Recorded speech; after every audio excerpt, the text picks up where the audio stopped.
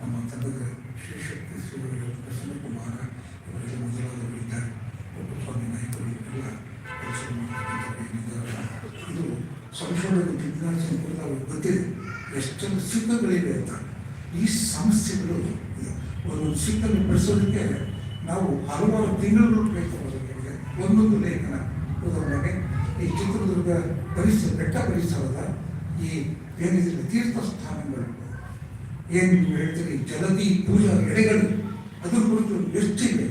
ಶಾಸನೋಕ್ತ 4 ನಾನು ಆಗಲೇ ಹೇಳಿದಾಗೆ ಇರ್ತಕ್ಕಂಥ ರಾಗತೀರ್ಥ, ಸುಳುಗಲ್ಲ ತೀರ್ಥ, ಪಾಂಡವ ತೀರ್ಥ, ಕೂಲಿ ತೀರ್ಥ, ಇನ್ನು ಜಲದಿ ಉತ್ಸವ ಪೂಜಾ ಎಡೆಗಳು 20ಕ್ಕೂ ಹೆಚ್ಚು. ಇವೆಲ್ಲವೂ ಕೂಡ ತೀರ್ಥ ಸ್ಥಾನಗಳೇ. ಇದು ಒಂದೇ ಒಂದು ಲೇಖನ ಇಷ್ಟು ಶ್ರಮ ಬರ್ತಾ ಇದೆ. ಸೂಳದಲ್ಲಿ ತೀರ್ಥ ಅನ್ನೋದು ಹಿನ್ನೆಲೆಯಲ್ಲಿ ಶ್ರೀಮಂತದ ಎಲ್ಲ ವಿಚಾರಗಳು ಬಂದು ಹೋಗ್ತಾ ಇದೆ. ಆ ಜಿಜ್ಞಾಸೆಗಳಲ್ಲಿ ಚರ್ಚೆ ಮಾಡುವಂಥದ್ದು ಇದು ನಮ್ಮೊಂದು ಉದಾಹರಣೆ ಅನ್ನೋಕ್ಕೆ ಅಷ್ಟೇ. ಹೀಗೆ ಎಷ್ಟು ತೋರಿದರೂ ಕೂಡ ಸಾಕಷ್ಟು ಏನು ಇನ್ನೂ ಈ ಚಿತ್ರದುರ್ಗದ ಇತಿಹಾಸ ಬಿಚ್ಚಿಕೊಳ್ತಾ ಇಲ್ಲ. ಹೆಚ್ಚು ಮಹಾಂತೇಶ್ ಹೇಳ್ತಾ ಇರ್ತಾರೆ, ಚಿತ್ರದುರ್ಗದ ಇತಿಹಾಸಕ್ಕೆ ಎಲ್ಲರಿಗೂ ಬಿಚ್ಚಿಕೊಳ್ಳೋದು ಅಂದ್ರೆ ಅರ್ಥವಾಗೋದು ಅಂತ. ಇಷ್ಟು ವರ್ಷಗಳ ನಂತರವೂ ನಮಗೆ ಸ್ವಲ್ಪ ಮಟ್ಟಿಗೆ ಬಿಚ್ಚಿಕೊಂಡಿದ್ದು. ಹಾಗಾಗಿ ಹೊಸ ಸಂಶೋಧಕರು ಬರುವ ಹಾಗಿಲ್ಲ, ಕೆಲಸ ಮಾಡುವ ಹಾಗಿಲ್ಲ.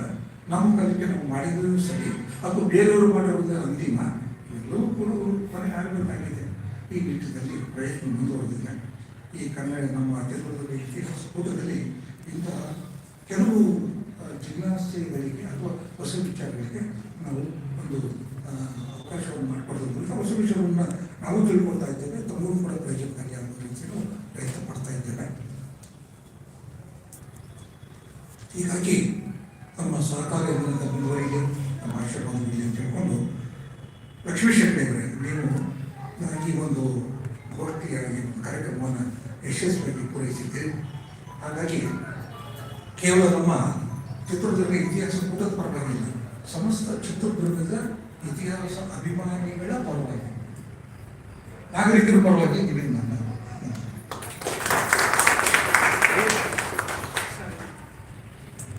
ಈಗ ಅದು ಶಾಸನ ಸ್ವಲ್ಪ ಏನಾದ್ರು ಸೌದೋಗಿದೆಯಲ್ಲ, ಕೆಲವು ಆಧುನಿಕ ತಂತ್ರಜ್ಞಾನಗಳಿದ್ದಾವೆ. ಬೇರೆ ಬೇರೆ ಥರ ಫೋಟೋಗ್ರಫಿ ಇದೆ, ರಿಲೇಷನ್ ಫೋಟೋಗ್ರಫಿ, ಹೆಸರು ಫೋಟೋಗ್ರಫಿ, ರೇಡಿಯೋಗ್ರಫಿ ಥರ ಇಲ್ಲ.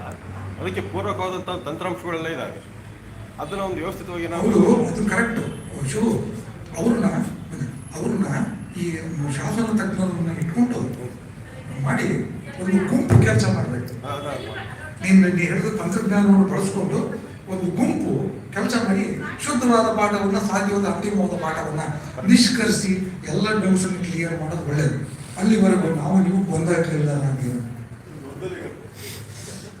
ಶಿವಶಕ್ತಿ ಸರ್ ಹೇಳಿದ್ದಕ್ಕೆ, ಮಿಥಿಕ್ ಸೊಸೈಟಿಯಲ್ಲಿ ವಿಜಯ್ ಕುಮಾರ್ ಸರ್ ಅಂತ ಹೇಳ್ಬಿಟ್ಟು ಇಂಜಿನಿಯರು ಸ್ಕ್ಯಾನಿಂಗ್ ಮಾಡ್ತಿದ್ದಾರೆ ಶಾಸನಗಳನ್ನೆಲ್ಲ. ನನಗೆ ಈಗ 4 ವರ್ಷದ ಮುಂಚೆನೆ ಯೋಜನೆ ಇತ್ತು, ಅವ್ರಿಗೆ ಹೇಳಿದ್ದೀನಿ. ಬೆಂಗಳೂರು ಭಾಗದಲ್ಲೆಲ್ಲ ಸ್ಕ್ಯಾನ್ ಮಾಡ್ತಾ ಇದ್ದಾರೆ.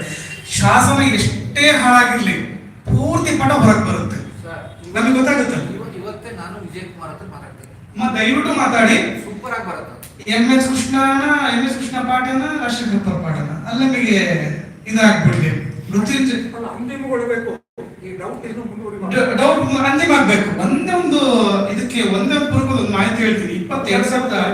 2020ರಲ್ಲಿ ಮೃತ್ಯುಂಜಯಪ್ಪ ಅವರು ಸುದ್ದಿ ಗಿಡಕದಲ್ಲಿ ಎಂ ಎಸ್ ಕೃಷ್ಣ ಪಾಠ ಹಾಕಿದ್ಕೆ ಅವ್ರಿಗೆ ಚೀಮಾರಿ ಮಾಡಿ ರಾಜಶೇಖರಪ್ಪ ಬೈಕ್ ಬರೆದ್ರು. ಒಂದು ಹೇಳಲೇಬೇಕು, ದಯವಿಟ್ಟು ಬೇಜಾರಾಗ್ಬೇಡಿ. ಅದಕ್ಕೆ ನಾನೇನಂತಂದ್ರೆ ಎಂ ಎಸ್ ಕೃಷ್ಣ ಅವ್ರದೇ ಕರೆಕ್ಟ್ ಆಗಿದೆ ಪಾಠ ಅಂತ ಒಂದು ಅಭಿಪ್ರಾಯನ ಹಾಕಿದ್ಕೆ ರಾಜಶೇಖರಪ್ಪ ಅವ್ರು ಎಷ್ಟು ಉಗ್ರ ತಾಳಿ ನನ್ನ ವಿರುದ್ಧ ಬರೆದ್ರು ಅಂತಂದ್ರೆ, ಪೊಲೀಸ್ ಸ್ಟೇಷನ್ಗೆ ನಾನು ಹಿಡ್ಕೊಡ್ತೀನಿ, ಶಾಸನ ಪಾಠ ನನ್ನದೇ ಕರೆಕ್ಟು ಅನ್ನೋ ರೀತಿಯಲ್ಲಿ ಅವ್ರು ಬರವಣಿಗೆಗಳನ್ನು ಮಾಡಿ ನನ್ನ ಮಾನಹರಣ ಮಾಡಿದ್ರು ಸುದ್ದಿಗಿಳಿದ ಪತ್ರಿಕೆ ಮೂಲಕ. ಸೊ ಹಾಗಾಗಿ ಅದಾದ್ಮೇಲೆ ನಾನು ಶಾಸನ ಪಾಠ ಹೋಗಿ ಓದ್ತೇನೆ. ನಾನು ಓದಿರ್ಲಿಲ್ಲ ಅಲ್ಲಿವರೆಗೂ ಕೂಡ. ನನಗೆ ಡೌಟ್ ಇತ್ತು ಎಂ ಎಸ್ ಕೃಷ್ಣ ಕರೆಕ್ಟ್ ಅನ್ನೋ ಕಾರಣಕ್ಕೆ ನಾನು ಬರೆದ್ಬಿಟ್ಟೆ. ಆಮೇಲೆ ಇಷ್ಟು ಬೈದ ಮೇಲೆ ನಾನು ಓದಲೇಬೇಕು ಅಂತ ಹೇಳಿ ತಗೊಂಡು 1 ವಾರ ಕುತ್ಕೊಂಡು ಮೊದಲ ಸಾಲ ನಾನು ಓದೆ. ಕದಂಬಾಣ ಮಯೂರ ಶಮ್ಮಾಣ ವಿಡಮ್ಮಿ ನಾನು ಈಗಲೂ ಬರೀ ತೋರಿಸ್ತೇನೆ, ಕರೆಕ್ಟ್ ಆಗಿದೆ. ಇನ್ನು 2 ಸಾಲ ಏನಿದೆ ಅದನ್ನು ನಾವು ಪೂರ್ತಿ ಮಾಡಿಬಿಟ್ರೆ ಸರ್, ಎಂ ಎಸ್ ಕೃಷ್ಣ ಅವರ ಶಾಸನ ಪಾಠದ ವಿಚಾರ ಚಿತ್ರದುರ್ಗ ಚರಿತ್ರೆಯ ಸಾಂಸ್ಕೃತಿಕ ವೈಭವವನ್ನು ತೋರಿಸುವ ಶಾಸನದ ವಿಚಾರಗಳು ಹಾಳಾಗಬಾರ್ದು, ಅದು ಉಳಿಬೇಕಾಗುತ್ತೆ. ಆ ಹಿನ್ನೆಲೆಯಲ್ಲಿ ನಾವು ಕೆಲಸ ಮಾಡ್ಬೇಕೇ ವಿನಃ ಇಲ್ಲಿ ನಾವು ಕೃಷ್ಣ ಅವರ ಪರವೂ ಅಲ್ಲ, ರಾಜಶೇಖರ ವಿರೋಧನೂ ಅಲ್ಲ.